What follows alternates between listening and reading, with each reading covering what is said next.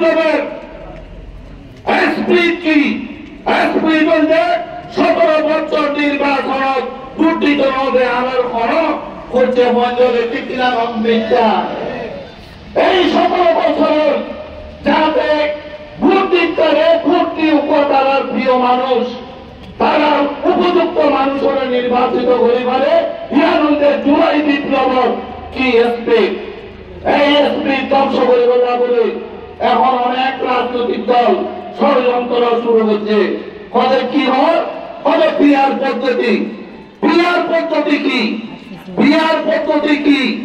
Peer পদ্ধতি হচ্ছে কোন ব্যক্তি বুড়ো নথির বুড়ো টেবিলের দল, বুড়ো টেবিলে হন দল, দলের যত পার্সেন্ট ভোট পাইয়ে এত পার্সেন্ট করে আসন পাইব। ভালোভাবে আমার কোনো আসন অসুবিধা নাই, আসন পাইলাম তো আর আসন আর নেতা হইব আর এমপি হইব এই পিয়ার পদ্ধতি নিয়ে আসন দিব। একে আর এমপি আনি দিব দেখি টানাতো নাকি মুস্কাইতো নাকি ও সন্দিবতো এ কথা তো নাই।